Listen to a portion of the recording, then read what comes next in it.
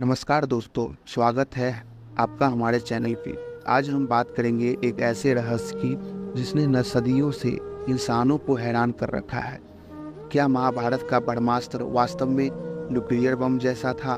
क्या हजारों साल पहले ऋषि मुनि के पास आज की साइंस से भी आगे की टेक्नोलॉजी थी? आज हम इस विषय को माइथोलॉजी या साइंस दोनों के जरिए समझेंगे। महाभारत का युद्ध सिर्फ एक धार्मिक कथा नहीं है, बल्कि इसे प्राचीन इतिहास की सबसे बड़ी घटनाओं में गिना जाता है। इस युद्ध में इस्तेमाल हुए हथियारों का जिक्र पढ़कर लगता है जैसे वो साइंस फिजिक्स की मूवी का हिस्सा हो। इसमें सबसे ज़्यादा चर्चा का रहने वाला विषय था ब्रह्मास्त्र। महर्षि वेदव्यास और अन्य ग्रंथों में लिखा गया है, ब्रह्मास्त्र इतना विनाशकारी था कि इसका प्रयोग पूरी सभ्यता को खत्म कर सकता था। इसके प्रभाव से न केवल धरती जल उठती थी, बल्कि आकाश तक धुएं से भर जाता था, मौसम बिगड़ जाता था और सालों तक धरती पर खेती करना मुश्किल हो जाता था। आप सोचिए, यह सब सुनकर क्या आपको न्यूक्लियर बम की याद नहीं आती है? एक ऐसा बम जिसकी शक्ति एक शहर को सेकेंडों में ख़त्म कर सकती है। 1945 में जब हिरोशिमा और नागासाकी पर परमाणु बम गिराया गया था, तब धरती ने पहली बार उस तबाही को देखा जिसके बारे में महाभारत हजारों साल पहले ही बता चुका था। वहीं आप तापमान इतना बढ़ जाता है कि इंसान छाया बनकर दीवार पर छप जाएंगे। रेडिएशन के असर से दशक तक लोग बीमार रहते थे।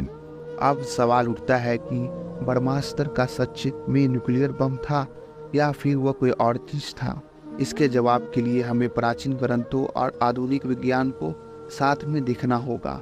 महाभारत में लिखा है कि ब्रह्मास्त्र का उच्चारण करने के लिए मंत्रों का ज्ञान होना जरूरी था। इसे छोड़ने से पहले साधक को ध्यान और तपस्या करनी पड़ती है। यानी यह कोई मशीन से चलने वाली हथियार नहीं थी, बल्कि मानसिक शक्ति और ज्ञान का संयोजन था। लेकिन ध्यान दीजिए, आधुनिक न्यूक्लियर हथियारों के लिए भी कोड और कंट्रोल रूम, वैज्ञानिक ज्ञान और आवश्यकता होती है। फर्क सिर्फ इतना है कि टेक्नोलॉजी पर आधारित है और दूसरा शायद किसी ऐसे साइंस पर जिसे हम आज समझ नहीं पाए हैं। कोई शोधकर्ता का मानना है कि प्राचीन काल में ऋषि मुनि प्राकृतिक ऊर्जा को नियंत्रित करने में सक्षम थे। क्यों? क्या हो सकता है कि ब्रह्मास्त्र एक हथियार था जो ब्रह्मांड को ऊर्जा का एक बिंदु पर केंद्र करके तबाही मचा सकता था? यह बात सुनने में अजीब लगती है, लेकिन क्वांटम फिजिक्स में भी कहा जाता है कि ऊर्जा को एक जगह केंद्रित करके असीम शक्ति पैदा किया जा सकता है। महाभारत में ये भी लिखा है कि अर्जुन और अश्वत्थामा जैसे योद्धा को ब्रह्मास्त्र का ज्ञान था, लेकिन इसका प्रयोग सोच समझकर ही करना था, क्योंकि एक बार इससे छोड़ने के बाद इसका प्रभाव को रोकना असंभव था। ठीक वैसे ही जैसे आधुनिक न्यूक्लियर बम को एक बार छोड़ने के बाद वापस नहीं बुलाया जा सकता है। अब आप सोचिए, हजारों साल पुराना महाभारत हमने इतना डिटेल से डिस्क्रिप्शन क्यों देता है? क्यों? क्या सिर्फ ये कल्पना थी या फिर उस समय की सभ्यता और हमारे सोच से ज़्यादा एडवांस थी? सिंधु घाटी सभ्यता के पुरातात्विक स्थलों पर कुछ जगह से ऐसे सबूत भी मिले हैं जहां मिट्टी कांच जैसी पिघली हुई मिलती है। ऐसा असर सिर्फ बहुत ज़्यादा तापमान से ही हो सकता है, जो न्यूक्लियर विस्फोट जैसी घटनाओं में देखा गया है। अगर हम वैज्ञानिक की नज़रियों से देखें तो यह कहना कठिन है कि ब्रह्मास्त्र सचमुच न्यूक्लियर बम जैसा था।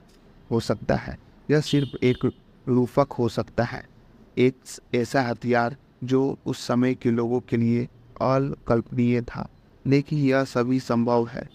हमारे पूर्वज ऐसी ऊर्जा का ज्ञान रखते थे जिससे हमें हजारों साल बाद टेक्नोलॉजी के जरिए खोजा गया था। सोचने वाली बात यह भी है कि महाभारत की युद्ध के बाद कलयुग की शुरुआत हो जाती है। क्या यह प्रतीक है उस परम विनाश का जो आधुनिक युद्धों में हो सकता है? आज भी दुनिया के पास हजारों न्यूक्लियर हथियार मौजूद हैं। महाभारत में चेतावनी देता था कि विनाश के हथियार कितने भयानक हो सकते हैं। दोस्तों, इतिहास चाहे मिथ का हो या सच्चाई का, उसे सीखना जरूरी है। ब्रह्मास्त्र की कहानी हमें बताती है कि असली ताकत विनाश करने में नहीं, बल्कि उसे रोकने में है।